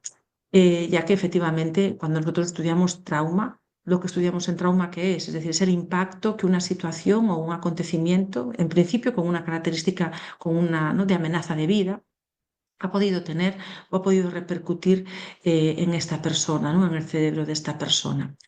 Entonces vemos que hay algo que es común dentro de la neuropsicología y dentro del trauma, que es el impacto que esto produce en el cerebro.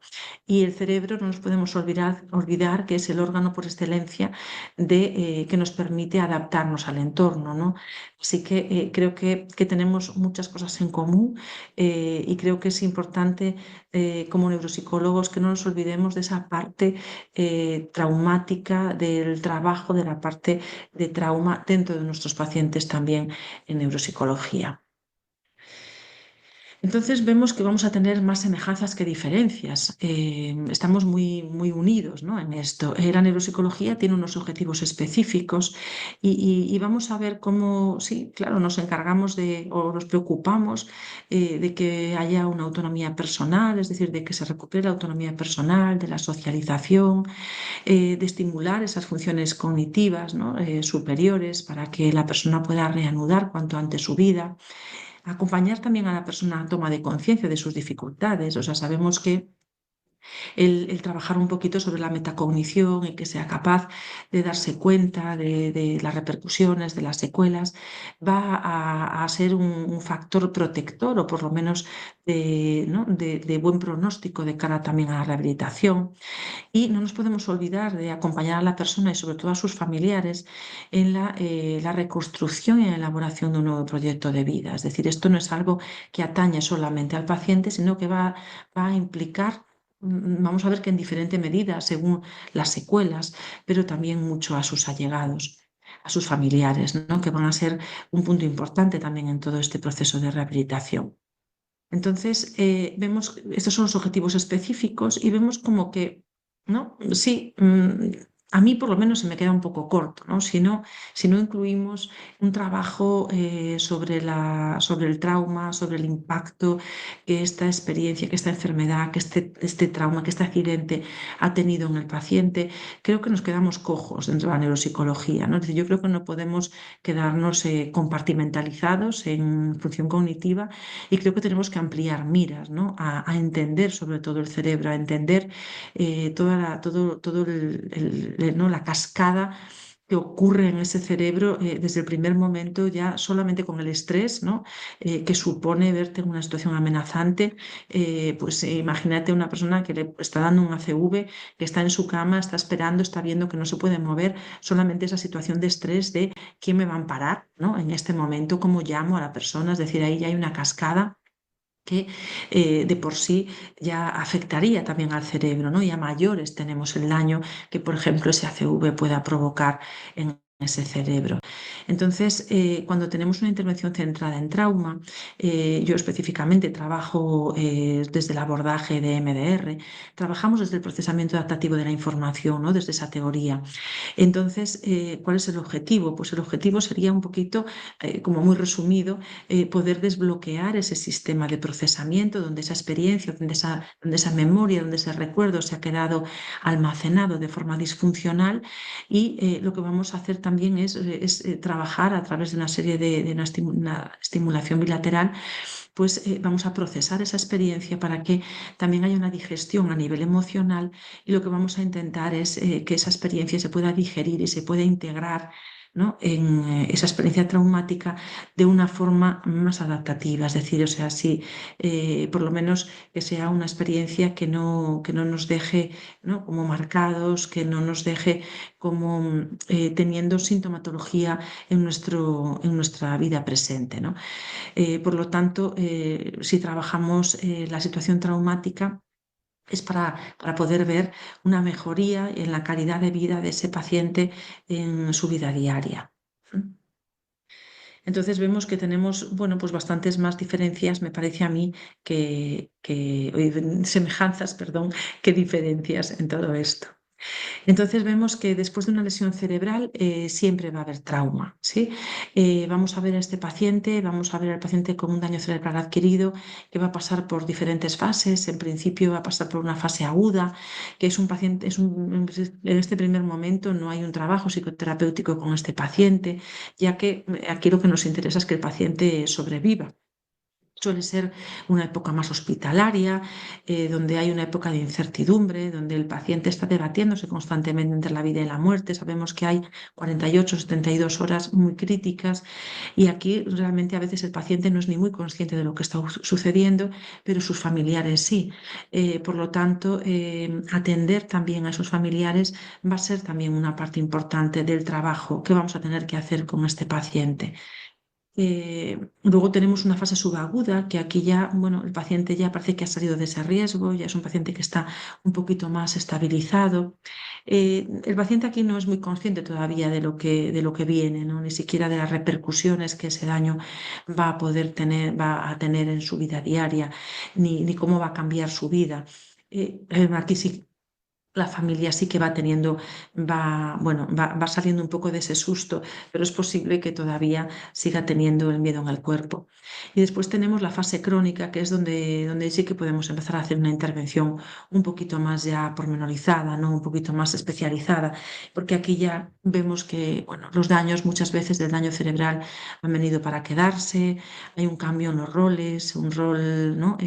Muchas veces, bueno, hay una pérdida ¿no? de aquel rol que esta persona tenía, a veces incluso de una identidad, de un proyecto de vida y ya no solamente para el paciente, sino también para el familiar. Es decir, o sea, aquel padre, pues a lo mejor tiene que, no puede seguir ejerciendo ese rol de padre porque tiene que ser cuidado por su hijo, ¿no? O por sus hijos, o no, ese hijo que era independiente tiene que volver otra vez a ser cuidado por sus padres o en la pareja, ¿no? Es decir, bueno, pues esa persona que era tu pareja, que era tu compañero, pues a veces pasa a ser pues una persona a la que tienes que cuidar y deja de tener ese rol. Por lo tanto, es una fase de duelo, es una fase de reconstrucción y es una fase donde es muy importante poder ver un poco cómo se trabaja a este nivel, ¿no? Así pues, si tenemos un poco, aquí qué pasa, ¿no? ¿Qué decimos cuando tenemos un trastorno postraumático en un cerebro, en un daño cerebral adquirido? Aquí podríamos invertirlo, ¿no? O un daño cerebral adquirido que desarrolla un trastorno postraumático. Es decir, bueno, aquí van un poco las dos cosas unidas. ¿Y qué vamos a ver? Pues vamos a ver que es un cerebro, que es un sujeto que va a salir de una dependencia muchas veces, ¿no? Pues a intentar ir hacia una autonomía. El daño cerebral adquirido es un proceso de reconstrucción. La persona deja de ser la persona que es. Lo más impactante va a ser la pérdida de autonomía, no solamente a nivel motor, que es mucho, ¿no? Porque, bueno, a veces es una persona que va en silla de ruedas, que no tiene esa movilidad, sino también a nivel funcional, es decir, no me puedo mover, no puedo hacer lo que antes hacía, no puedo trabajar, no puedo pues, hacer la comida, o no puedo ir al banco, o no puedo hablar, es decir, hay una serie de consecuencias muy graves, ¿no? En muchas ocasiones para el sujeto. Y a veces nos encontramos también que en el daño cerebral adquirido tenemos este componente de anosognosia, que no tiene conciencia del déficit. Entonces, en este caso, a veces es más complejo el proceso de rehabilitación. Así pues, la respuesta, como decíamos antes, ¿no? del cerebro al estrés va a estar siempre muy presente y vamos a encontrar siempre en daño cerebral adquirido en mayor o menor medida, pero vamos a encontrar siempre una serie de dificultades, ¿no? De déficits. Pues vamos a encontrar un déficit de atención, vamos a encontrar un déficit, un lentecimiento en la velocidad de procesamiento, ¿no? Por el daño de las conexiones, un posible déficit de memoria y aquí lanzamos, ¿no? Es decir, bueno, ¿y qué pasa si hay una amnesia retrógrada, ¿no? El paciente no se acuerda de lo que pasó antes del accidente, ¿no? O una amnesia anterógrada con una dificultad para almacenar información nueva. ¿Cómo hacemos el trabajo con un paciente que no recuerda, ¿no? Sin embargo, si vemos las características o los síntomas del trastorno postestrés postraumático, vemos que uno de los síntomas es una reexperimentación, ¿no? Del hecho traumático. ¿Y qué pasa? El paciente con daño cerebral adquirido no hay una reexperimentación, como no hay memoria, ¿no? Pero aquí no tenemos que pensar siempre en el cuerpo, tenemos que pensar en el impacto que hay en ese cuerpo, tenemos que pensar más a nivel emocional, ¿no? ¿Qué supone eso? ¿Que no haya memoria quiere decir que no hay trauma? ¿No? ¿Y el cuerpo? O este paciente que vemos que tiene una hiperactivación, que está en constante alerta, ¿no? Después de un accidente, pero no se acuerda muy bien de cómo fue el tema, ¿no? Cómo fue el accidente. Es decir, yo creo que aquí tenemos que plantearnos cómo puede ser el trabajo con estos pacientes o si esto nos puede dificultar o no.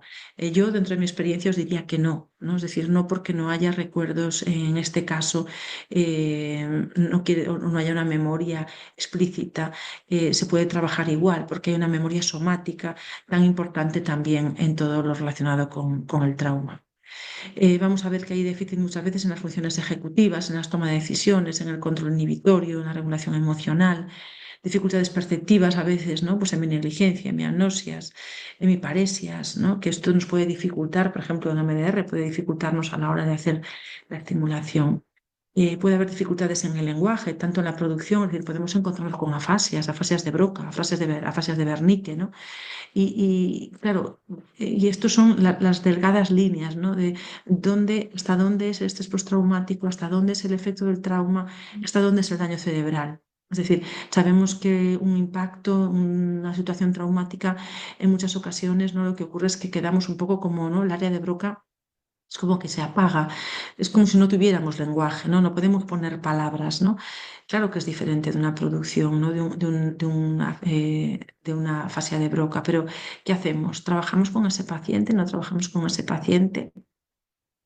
¿No? Ahí es donde dejo un poco la reflexión o el coloquio, ¿no? Si se da el caso. Y después el cambio de rol, ¿no? Personal, familiar, laboral.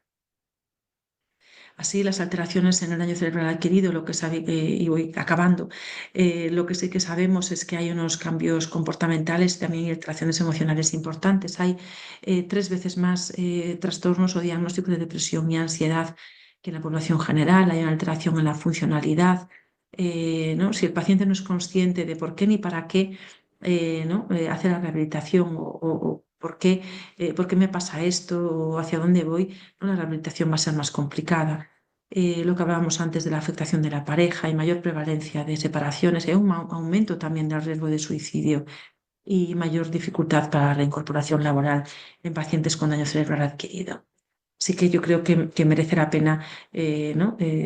Dedicar un poquito de tiempo a toda la situación, ¿no? A toda la repercusión que tiene el trauma, porque fijaos, ¿qué repercusiones tiene el trauma? Es decir, nos olvidamos del daño cerebral adquirido, nos vamos a un paciente con una situación traumática y vemos que pueden sentir negación, también pueden tener amnesia, puede ser una amnesia disociativa, sienten miedo, sienten confusión, tienen pesadillas, pueden tener vergüenza.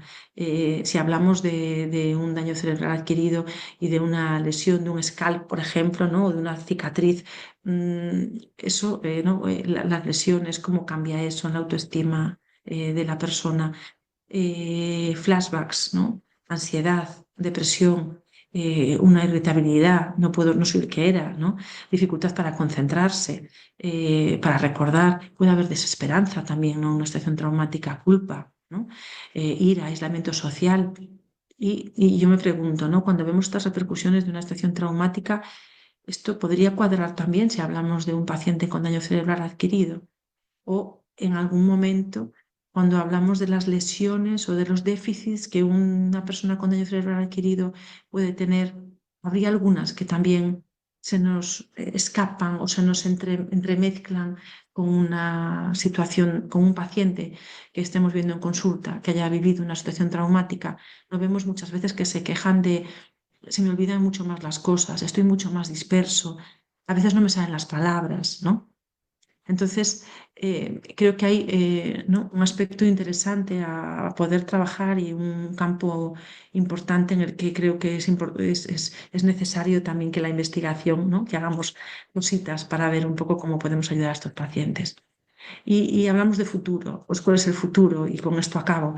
Pues yo creo que un acceso a una rehabilitación integral, ¿no? Que pueda trabajar además de esas funciones cognitivas y de supervivencia y de autonomía, ¿no? De este paciente. Creo que es importante también ¿no? solventar también la sintomatología del estrés postraumático, toda la parte emocional asociada al daño y eso asegura, ¿no? una mejora en la situación funcional de estas personas.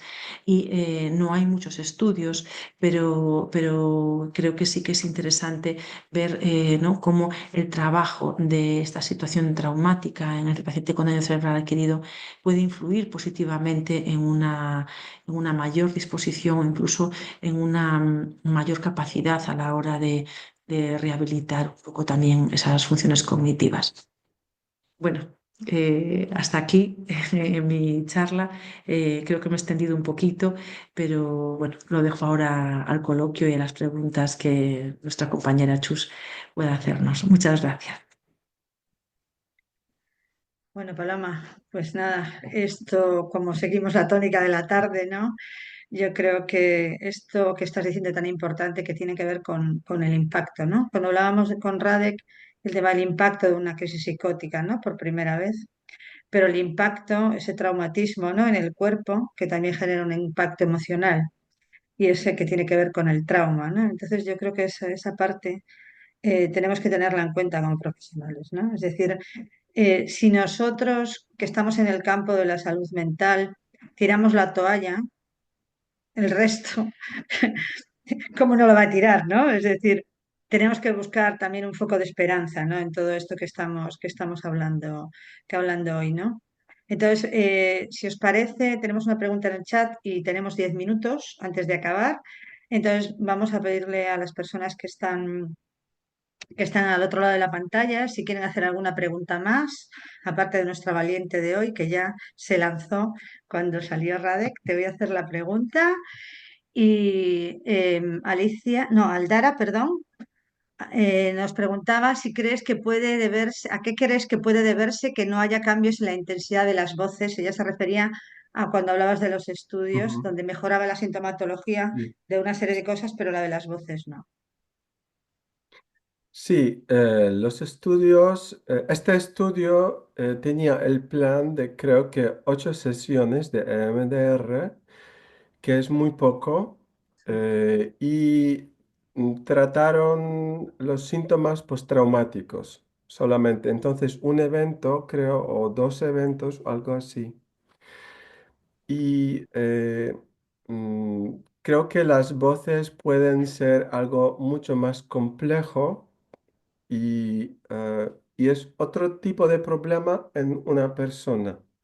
Ajá, Si las voces son parte de estrés postraumático, por ejemplo, no sé, en acoso escolar, por ejemplo, otros chicos que me van diciendo cosas y ahora estoy escuchando el mismo contenido, quizás trabajo en estos eventos de acoso escolar podría impactar las voces, pero en muchos casos no, porque el camino a las voces es mucho más, puede ser mucho más compleja e incluir problemas generales como regulación emocional, apego y tal. Entonces, creo que por eso. Claro, es un tema muy denso el de las voces, ¿verdad? Como para dedicarle ahí 2 minutos. Muchas gracias, Radek. Tenemos otra pregunta, esta es para Paloma. Entonces nos pregunta una Lua y nos pregunta si que ella trabaja con personas con discapacidad intelectual gravemente afectada y pregunta cómo creemos que el trauma afecta al desarrollo de la discapacidad. ¿Alguna referencia que me pueda ayudar a conocer más tanto del trauma como de MDR? Mira, discapacidad intelectual grave tendríamos que ver un poco, ¿no? de dónde, es decir, muchas veces todo eso es un trauma del desarrollo, ¿no? O del neurodesarrollo. Entonces, habría que ver un poco el nivel de afectación. Para poder trabajar, o sea, primero que n es igual a 1, ¿no? Yo creo que de ahí no me bajo, y menos en estos casos, ¿no?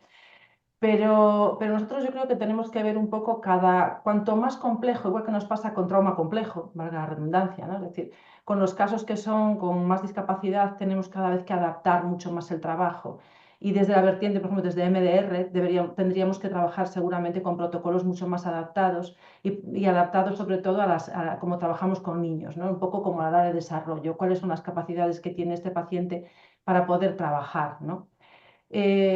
Podríamos trabajar, pero yo creo que nos tenemos que adaptar, ¿no? Desde ahí, es decir, cada caso es particular y a lo mejor pues no podríamos trabajar a lo mejor a nivel verbal, pero sí podríamos hacer un trabajo más corporal o podemos hacer un trabajo, depende un poco de la movilidad, depende un poco de cada caso, pues desde dibujos, ¿no? Desde incluso hasta, o sea, se me ocurre que hasta con pictogramas, es decir, o sea, podríamos lo que pasa es que todo eso da como mucho más trabajo porque efectivamente tendríamos que adaptar también nuestro trabajo, ¿no? Y adaptar el protocolo, por ejemplo, en MDR a este tipo de trabajo, ¿no? Entonces, bueno, creo que iría un poco por ahí. Pero bueno, tú también Sobre puedes que intervenir. pregunta Lua sobre cómo afecta para ella el trauma, cómo afecta el desarrollo de la discapacidad. Yo creo que es un poco el resumen de tu vídeo, ¿no? Ujú. Esto que comentas. Y con respecto a las referencias, bueno, yo creo que a lo mejor una invitación, ¿no? Desde aquí, si me concedéis el atrevimiento, pues a estas personas que pues a lo mejor pues no habéis oído hablar nunca de trauma, desde esta perspectiva tan novedosa que habla Paloma, o de MDR, pues es decir, pues empezar a formaros en trauma, ¿no? Es decir, hay formaciones en España muy interesantes. De formación básica de trauma y también pues formaciones muy interesantes incluso a nivel de la UNED para formarse en MDR, ya si queremos ir a lo más público y demás, ¿eh? Entonces, no sé si contestamos a tu pregunta, Lua, pero bueno, lo hemos intentado. Claro, es que el tema de trauma en discapacidad es que depende un poco, yo me iría un poco Claro, como al desarrollo, ¿no? Yo me iría un poco como a ver eso dentro del desarrollo, ¿no? ¿En qué momento? Es decir, ¿cómo afecta? Pues es que yo creo que depende mucho del grado, ¿no? de discapacidad o el grado también, un poco hablábamos del grado de conciencia, ¿no? Que el paciente tenga o que el niño tenga o que la persona tenga de lo que puede ser o de lo que no puede ser capaz, ¿no? ¿Sabes? Creo que ahí a lo mejor. bien, tenemos otra pregunta para Anabel, así repartimos para todos, que no os quejéis, gracias al público.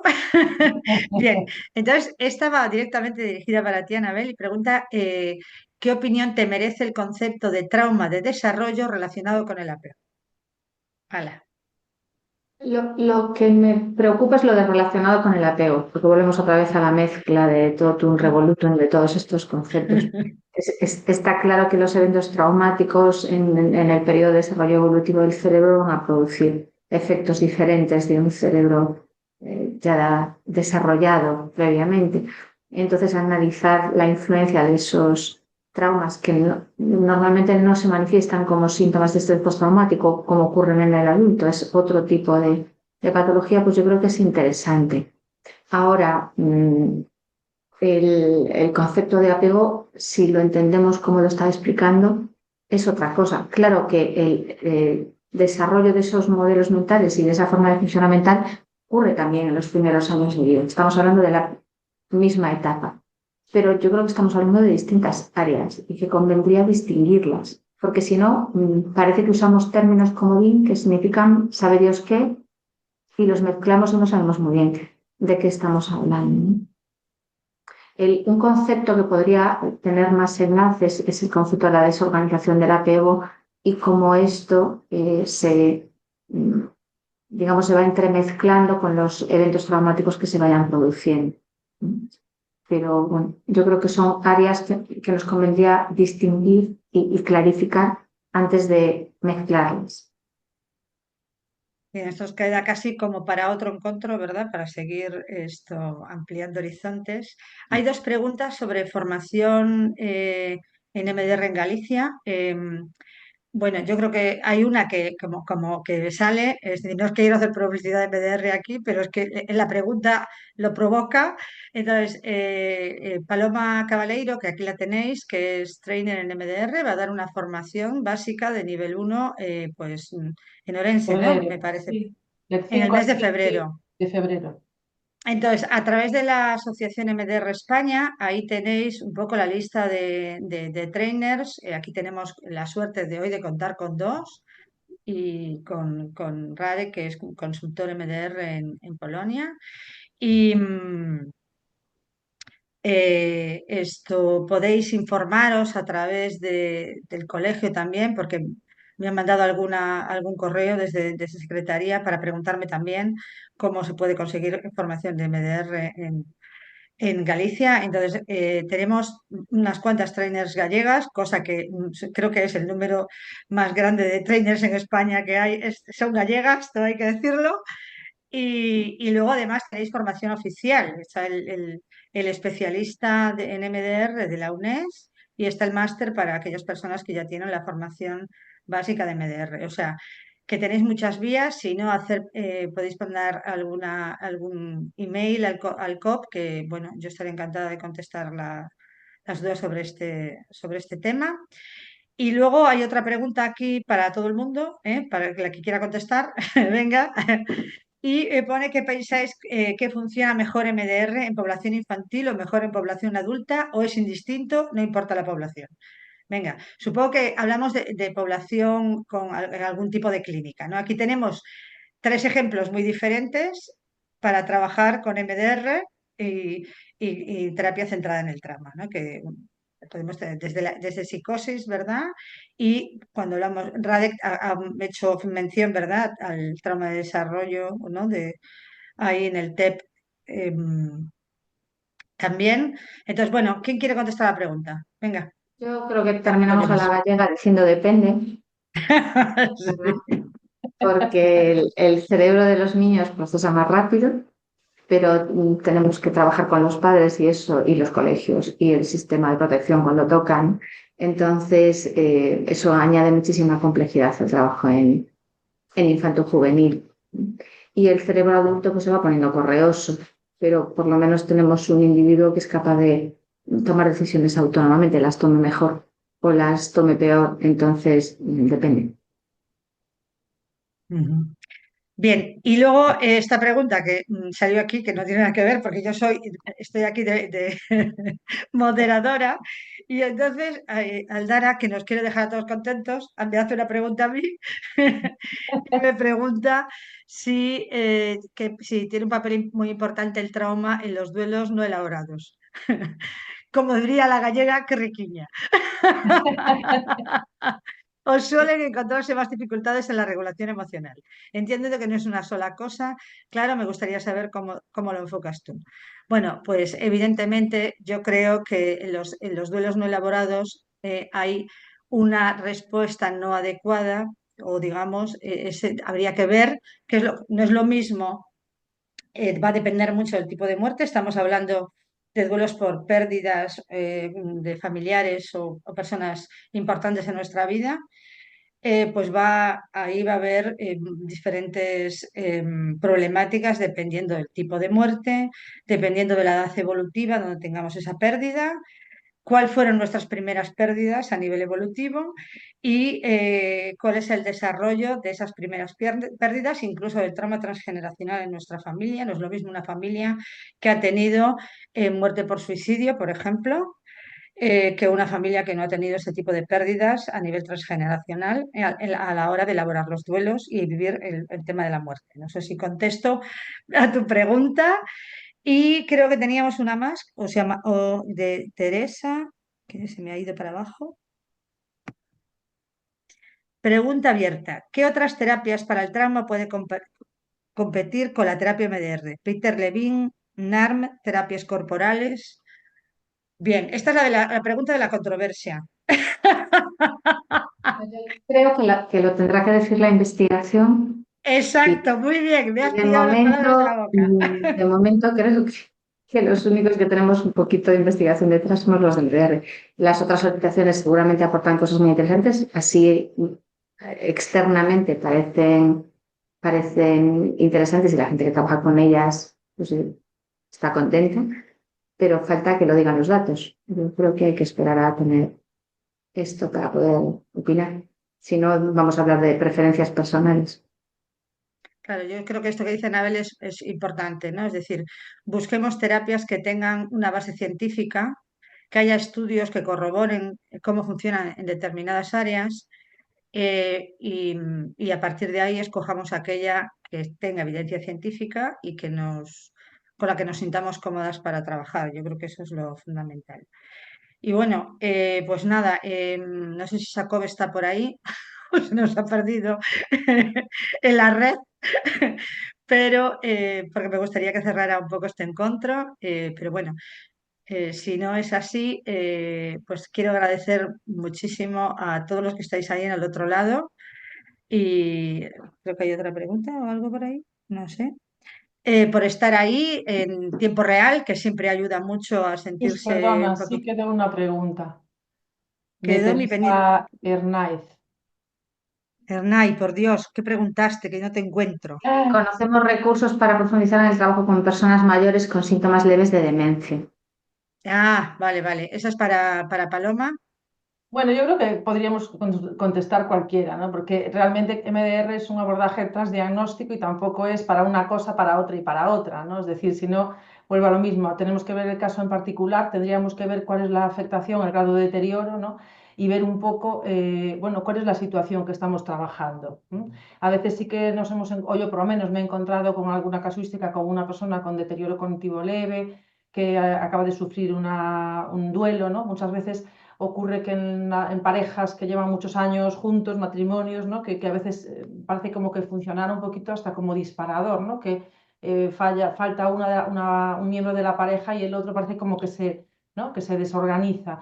Bueno, pues yo creo que ahí hay que valorar, pero bueno, trabajar a veces el duelo de esa pérdida, yo creo que no, lógicamente, a ver, si la pregunta es ¿va a mejorar los síntomas de demencia? Pues lógicamente no, pero lógicamente la persona va a estar mejor, ¿no? Va a poder trabajar o vivir un poco esa pérdida de otra manera, ¿no? Con un poquito más de sosiego.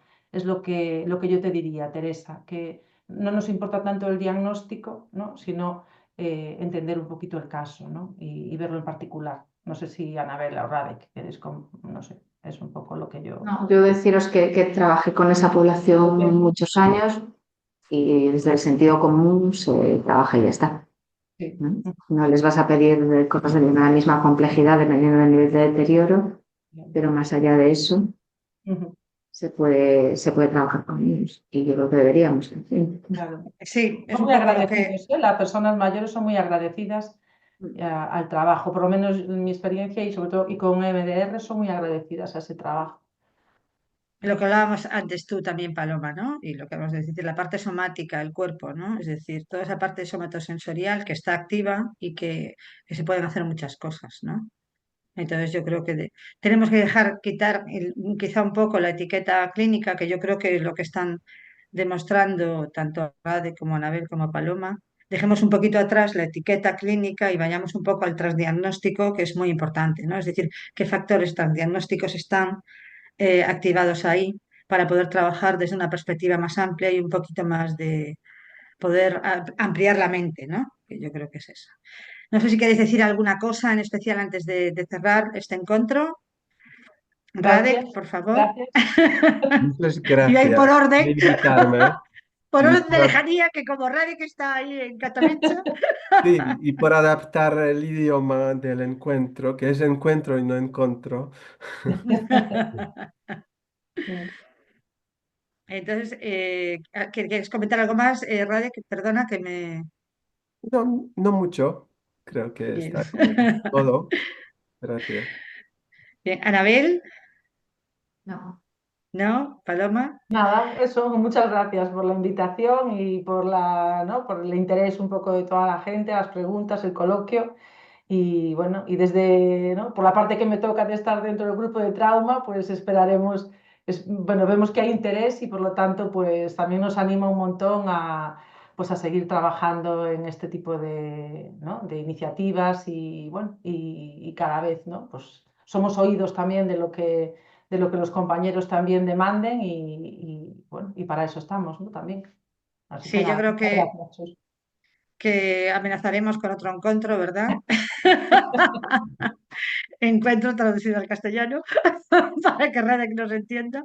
Y bueno, no sé, yo daros infinitas gracias por meteros en este sarao, por hacer el vídeo, que es un latazo, que lo sé, porque los he hecho.